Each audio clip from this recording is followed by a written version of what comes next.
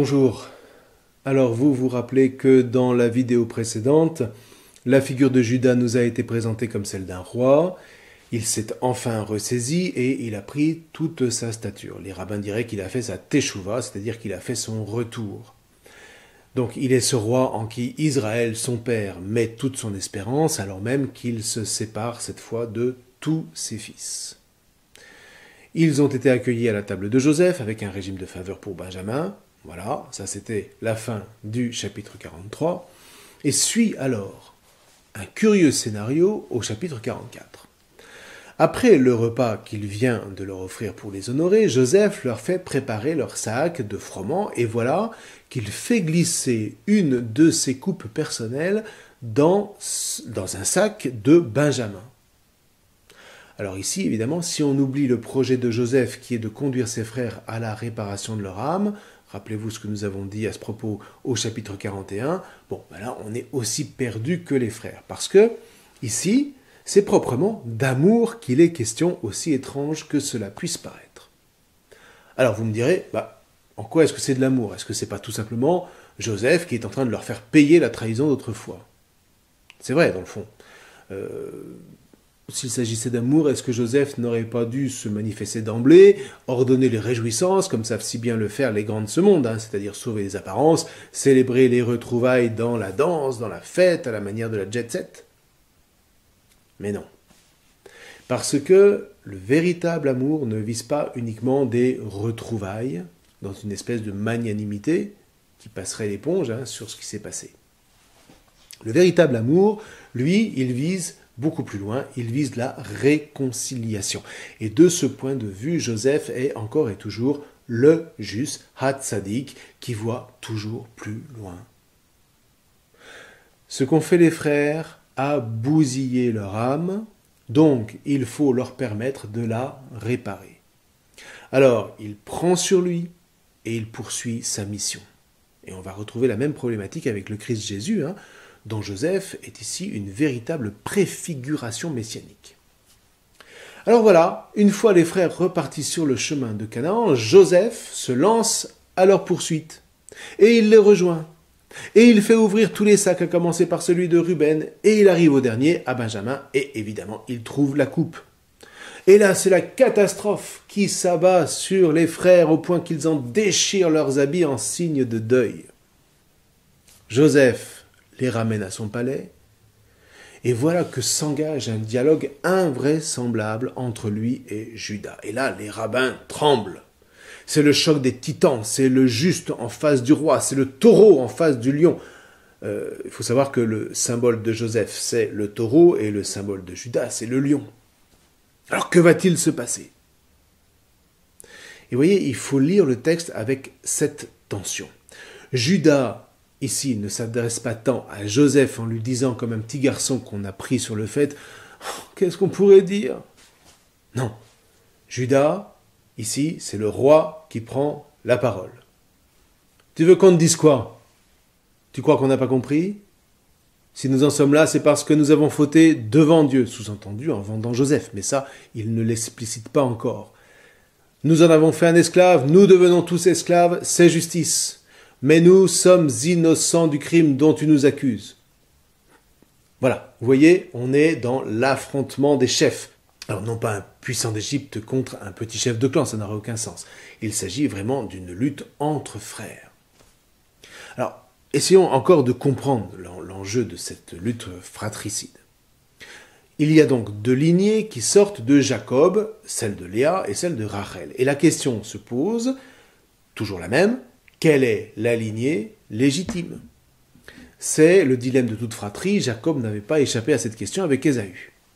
Alors d'après les fils de Rachel, il semble que ce soit Joseph qui doive régner comme les songes du début du récit semblaient le révéler, mais d'après les fils de Léa, c'est Judas. Sauf que maintenant, dans la mesure où Judas s'est mêlé à Benjamin par le serment qu'il a fait à Israël, cette bipolarité, elle a disparu. Il n'y a plus d'un côté les fils de Léa et de l'autre les fils de Rachel, il n'y a plus désormais que Joseph en face de Judas avec cette question, qui sera roi sur tous les frères de toutes les générations à venir? Et croyez-moi, la question n'a rien de futile parce que c'est précisément celle qui va engager toute l'histoire qui vient. C'est la question qui va rejaillir, en particulier à la mort de Salomon, avec Jéroboam, un descendant de Joseph, qui décidera de prendre la tête de la coalition des 10 tribus du nord contre la souveraineté de Roboam, qui est le petit-fils de David, qui règne sur Jérusalem. Et le schisme sera d'autant plus grave que Jéroboam va rassembler les tribus d'Israël autour d'une divinité représentée par quoi? Par un taureau. Et ce taureau, rappelez-vous, c'est Joseph. C'est-à-dire que les 10 tribus décident de rester attachées au Père, attachées à Joseph, mais refusent de passer désormais par Jérusalem, c'est-à-dire ils refusent de passer par Juda, et donc ils refusent de passer par Moïse. Je vous expliquerai ça un peu plus tard. Et là, c'est à nouveau la dégringolade. L'unité perdue, ce sera l'ouverture des portes à un exil qui dure encore jusqu'à aujourd'hui. Pourquoi? Parce que la terre de la promesse ne peut demeurer telle que pour un peuple qui reste uni. Et c'est précisément le rôle du roi Messie que de permettre cette unité. Or, tout cela, nous l'avons déjà vu, est déjà inscrit dans les figures de Joseph et de Judas. Rappelez-vous, l'expérience de la Bible, c'est que rien ne se passe qui n'existe pas déjà en germe dans les générations qui ont précédé. Et ça, c'est très puissant. Ça veut dire que nous ne naissons jamais de rien. Nous portons une mémoire qui nous conditionne, non pas pour entraver notre liberté, mais pour la faire grandir au contraire à chaque génération, à condition de rester accroché au projet de l'alliance, au projet de l'élection. Et inversement, c'est ce lien entre ascendance et descendance qui va autoriser le discernement prophétique des pères. Et les rabbins vont nous expliquer que lorsque Joseph avait rejoint ses frères, tout au début de l'histoire, les fils de Léa ont vu, entre guillemets, ce qui allait se passer s'ils laissaient Joseph devenir roi, raison pour laquelle, et ils n'avaient pas tort d'un certain point de vue, ils ont voulu écarter Joseph. Alors là, quelle a été la faute des fils de Léa? Eh bien, ça a été de n'avoir pas compris que Joseph leur était en réalité indispensable en tant que juste. En tant qu'il était le plus juste de tous les frères et qu'il était, de ce point de vue, leur inspirateur. Leur faute, donc, ce n'est pas d'avoir agi pour préserver l'avenir qui, de fait, sera compromis par la royauté revendiquée par un descendant de Joseph. Leur faute, c'est de ne pas avoir compris qu'ils avaient besoin de Joseph autant que Joseph avait besoin d'eux. Donc, revenons à notre texte, Judas en face de Joseph lui dit « Qu'est-ce qu'on a besoin de te dire? Man et daber, quoi nous parlerons? Et non pas comment parlerions-nous » Il lui dit « De quoi est-ce que tu veux que nous nous justifions? Ce que nous avions à faire, nous l'avons fait. Mais c'est vrai, Dieu a manifesté la faute de ses serviteurs et désormais nous voici tes esclaves. » Ah, mais voilà que, par le stratagème de Joseph, dont ils sont innocents en soi, la faute dont ils sont réellement coupables, malgré toutes les bonnes raisons qu'ils avaient de l'avoir commise, voilà que la faute, enfin, est mise en lumière. Alors, ça paraît compliqué, mais rappelez-vous que la raison en est que l'homme est compliqué et Dieu fait avec. Et c'est ce qui fait que la Bible n'est pas un conte de Grimm où les caractères sont tranchés. Vous voyez, vous avez les méchants qui sont les méchants, les gentils qui sont les gentils, dans une espèce de manichéisme orné des apparats de la fable. Sauf que ça n'est pas le réel. La Bible, elle nous raconte le réel caché au fond de l'homme, au fond de vous et de moi, ce réel qu'elle met en lumière. Alors à partir du moment où Judas a pris la parole, Joseph fait descendre la pression. Il n'en demande pas plus, même si les frères ne demandent pas pardon. Mais la question rebondit, est-ce qu'il faut en rester là? Faut-il séparer définitivement les deux lignées, d'un côté Joseph et Benjamin en Égypte, de l'autre les frères, les fils de Léa en Canaan? Ah oui, mais sauf qu'à présent, Judas, lui, il sait qu'une telle césure est en fait la ruine du projet de l'élection. Alors il reprend la parole, et cette fois, il met leur père au centre. Et il dit, « Mon père nous a parlé ainsi, vous savez que ma femme m'a enfanté 2 fils.